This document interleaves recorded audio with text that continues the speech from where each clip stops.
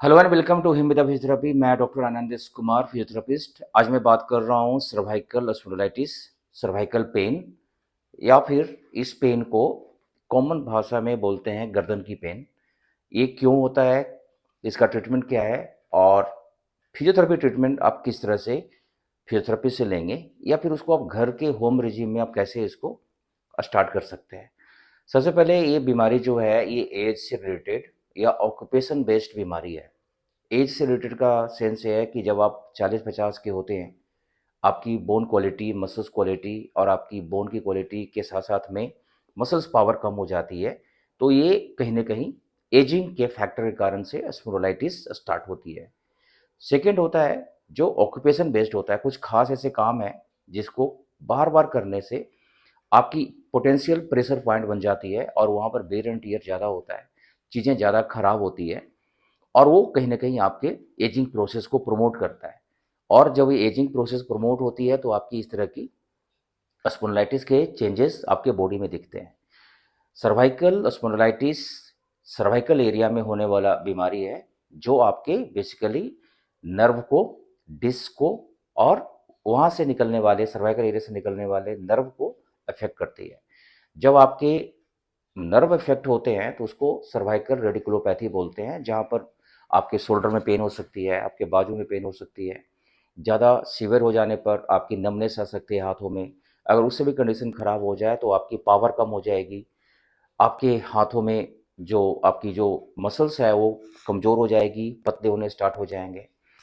कभी कभार डिस्क के कारण से होता है, ये कॉमनली ट्रॉमेटिक होती है या फिर किसी ऐसी इंजरी के कारण से जहाँ पर कि आपकी डिस्क बल्ज बाहर आ जाती है।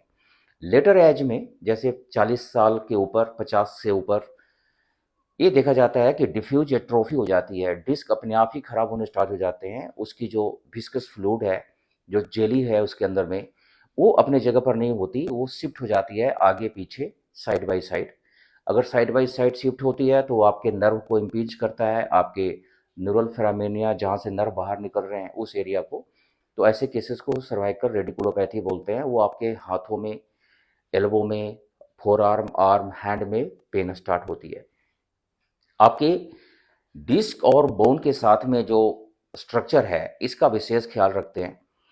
जब भी सर्वाइकल करते का एक्सरे करवाते हैं, सर्वाइकल एरिया का एक्सरे करवाते हैं सर्वाइकल स्पॉन्डिलाइटिस में, तो ये देखा जाता है कि आपका सर्वाइकल कर्व कितना मेंटेन है, बोन की क्वालिटी कितनी अच्छी है, आपकी डिस्क की हाइट कितनी अच्छी है, वहाँ से जो अथराइटिक चेंजेज हैं उस एरिया के वो कितने ज़्यादा हैं। कभी कभार ऑस्टियोफाइट्स दिखते हैं, बहुत ही ज़्यादा बोन्स क्वालिटी ख़राब हो जाती है, जिसके कारण से आपके जो सर्वाइकल कर्व है वो मेंटेन नहीं रहते।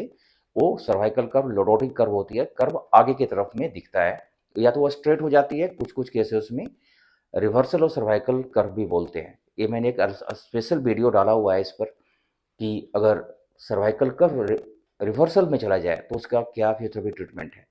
आप ज़रूर उस वीडियो को देखेंगे। कुछ ऐसे केसेस होते हैं जो स्क्लोसिस के कारण से होते हैं। सपोज कि आपका स्पाइन का कर्व तो ठीक है, उसके साथ साथ में आपके स्पाइन में एक नई चेंजेस स्टार्ट हो जाते हैं। वो है या तो स्पाइन आपके राइट साइड में कर्व ले लिया, मुड़ गया, या लेफ्ट साइड में मुड़ गया, बेंड होगी। इसके कारण से भी आपके सर्वाइकल के जो सिम्टम्स हैं वो बहुत ही ज़्यादा बढ़ जाते हैं, और ये फिर आपके नेचुरल कर्व को भी खराब कर देता है।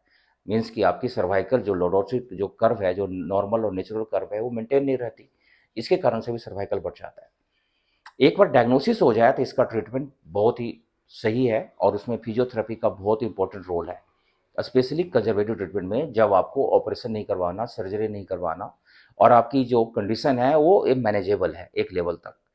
जब भी आप ऑर्थोपेडिशियन से, न्यूरोलॉजिस्ट से, जनरल सर्जन से मिलते हैं तो हमेशा ये बात बोलते हैं कि आप सर्जरी कभी भी करवाएं, फिजियोथेरेपी आप अभी से स्टार्ट करवाएं। फिजियोथेरेपी से आप सिर्फ ठीक नहीं होते, अपने आप को मेंटेन भी करते हैं। मेंटेन करने से आपकी जो प्रेजेंट कंडीशन है वो ज़्यादा खराब नहीं होती, आप माइनस में ही जाते। एटलीस्ट उस समय का जो काम है कर रहे हैं आप, जो आने वाले हफ्ते 2 महीने का काम है वो भी आप कर पाएंगे। क्योंकि ऐसे केसेस में न जहाँ पर नर्व इम्पीजमेंट होती है या डिस्क दबती है, वहाँ पर बहुत ही सिवियर न्यूरोलॉजिकल पेन स्टार्ट होते हैं, मस्कुलर पेन स्टार्ट होते हैं। साइनस सिम्टम जो इसके होते हैं वो बिल्कुल ही डायग्नोसिस के साथ-साथ में या उससे पहले भी पता क्लिनिकल डायग्नोसिस में पता चल जाता है कि हाँ, ये सर्वाइकल ही है। सर्वाइकल में सबसे पहले तो जो सिम्पटम स्टार्ट होती है वो हेडेक होगा, नेक में पेन होगी स्टार्ट, अपर ट्रेपीजियस में पेन स्टार्ट होगी आपको, मन मिचलेगा जिसको नोसिया वोमिटिंग बोलते हैं। साथ-साथ में आपको कंटिन्यूअस पेन रहेगी नेक में, वो कभी कम नहीं होगा। जैसे थोड़ा-सा आप हीट लेंगे, मसाज लेंगे तो कम हो जाएगा, अगले 2 दिन के बाद फिर से स्टार्ट हो जाएगा। तो इसको तुरंत से फिजियोथेरेपिस्ट के पास में जाएँ और वहाँ पर डायग्नोसिस करवाएँ। क्लिनिकल एग्जामिनेशन में भी कुछ टेस्ट होते हैं, जैसे कंपैरिजन टेस्ट बोलते हैं, न्यूरल स्ट्रेस टेस्ट बोलते हैं। इससे पता चल जाता है कि हाँ, आपके जो सर्वाइकल के एरिया है, यहाँ के कर्व जो हैं, ये ठीक नहीं है और यहाँ पर डिस्क भी खराब हो रहा है और आपके बोन की क्वालिटी खराब हो रही है। अगर बोन की क्वालिटी पता चल जाए कि खराब हो रहा है तो ठीक है, नहीं तो विटामिन D3, B12 और सीरम कैल्शियम इतने लेवल टेस्ट जरूर करवाएं। एडवांस टेस्ट है जिसका नाम है डेक्सा टेस्ट, इसे भी करवा सकते हैं आप। इससे पता चल जाएगा कि आपके पूरे स्पाइन में आपकी जो क्वालिटी ऑफ जो बोन की क्वालिटी है वो कैसी है। कभी कभार जो सिम्टम हैं वो बहुत ही वर्सन होते हैं, लाइक कि टिंगलिंग दिखेगा आपको, फोर आर्म में पेन दिखेगा, एल्बो पेन दिखेगा, रेफर पेन आने स्टार्ट हो जाते हैं। ऐसे केसेस को भी नेग्लेक्ट नहीं करना चाहिए और इसको रिलेट करना चाहिए प्राइमरली सर्वाइकल के साथ में इंस्टेड ऑफ कुछ और बहुत बड़ा, क्योंकि सर्वाइकल का ट्रीटमेंट है। एज बड़ा फैक्टर, इंपॉर्टेंट फैक्टर होता है। आज के समय में तो यंगर एज में भी स्टार्ट हो रहा है सर्वाइकल।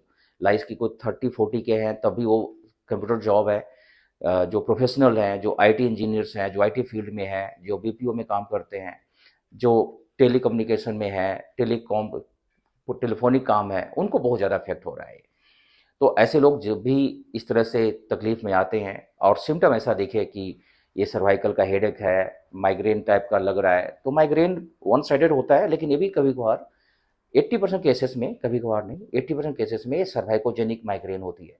मीन्स कि उसका ट्रिगर पॉइंट सर्वाइकल होता है, लेकिन उसको आप ट्रीटमेंट कहीं और लेते हैं।